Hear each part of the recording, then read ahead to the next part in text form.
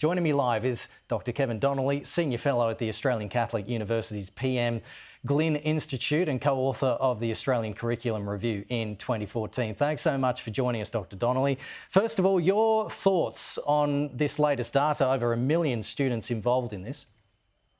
It doesn't surprise me that boys are disadvantaged compared to girls, especially Year 9 with reading, and that's been happening for many years now. I was involved in a national inquiry into boys' education some years ago under Brendan Nelson when he was the Commonwealth Minister, and we knew back then that what is happening in the classroom, the way teachers teach, the resources being used, especially in English, actually disadvantage boys, and that's why we have the problem now.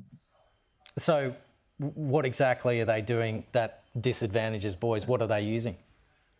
I taught English for 18 years, and I know from experience, but also the research shows that boys need more structure, teachers need to be authority figures, teachers need to be at the front of the room directing the class, not all the time, but you need that explicit teaching.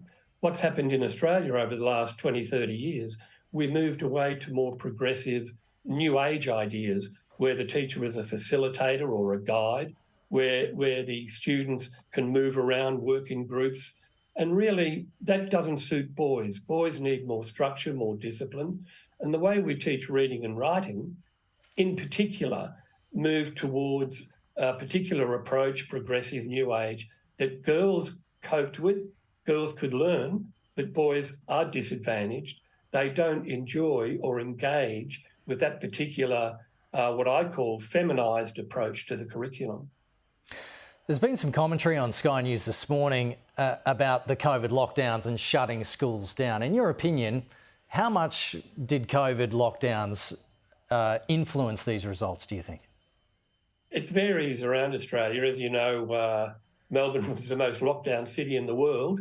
I live in Melbourne, and when you look at the Victorian results over time, there's a significant drop in the standard, and that is obviously because of COVID, the lockdowns in Victoria. I mean, it was diabolical. Schools were often shut for weeks, months on end, and all the research is showing, again from overseas, that they could lose up to a year of schooling because of those lockdowns. So it's going to be an ongoing issue. And unless we address that, when the Year 9 and 10 students get into Year 11 and 12, they won't be able to cope with the standard of work required. It seems that we've got some slightly positive results coming out of primary schools with the situation generally improving there, but the high school seems to be an issue.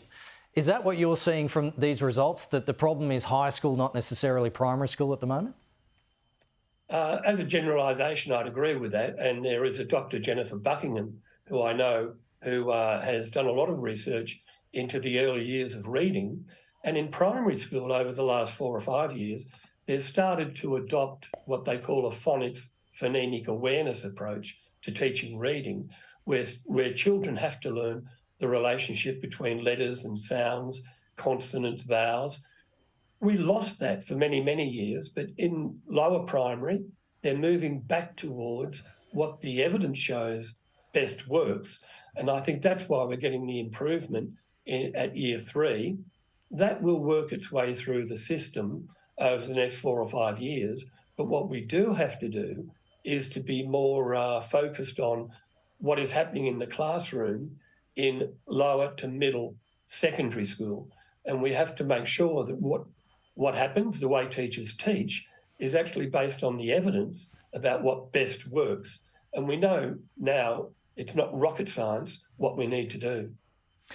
The percentage of Year 9 boys that didn't meet the minimum standard was 13.5%. That's up from 8.5% in 2008, but it's almost 30% in the Indigenous cohort that failed to meet these minimum standards. What's your thoughts on that? Well, that's an intractable issue. I mean, I met Warren Mundine again a couple of weeks ago in Sydney. I've spoken to Anthony Dillon, who works at the university where I do. If you listen to Jacinta Price, the senator, it's an intractable issue, and there are so many things that need to be done. And as they say, it's not about the voice. It's about actually practical practical strategies, policies. And you have to start by actually getting these kids to go to school, especially in remote communities where there's such high rates of absenteeism. So you need to ensure kids are at school. You need to ensure teachers have the resources and, in fact, are safe. Often these communities can be dysfunctional. So we need to safeguard teachers. We need to get the kids to school, and we need to use the more explicit approach to teaching, as I've mentioned before. Is this a serious wake-up call, do you think? One of many. I mean, I've been writing and arguing the issue of education for a long time now. My fear is that we often get a day or a week or two where politicians talk about the issue. They say, move on, there's no problem here. Or they say, we've got the magic solution. I mean, Julia Gillard, when she was Education Minister, said that with all the extra funding under Gonski, with the national curriculum, with national testing, our students would be in the top 5 internationally by 2025. It's not going to happen. So politicians overpromise instead of actually doing the hard work. Yeah, well, it's great to get your thoughts. Thanks, Kevin Donnelly, for joining us on AIM Agenda. We'll talk to you again soon, hopefully. My pleasure.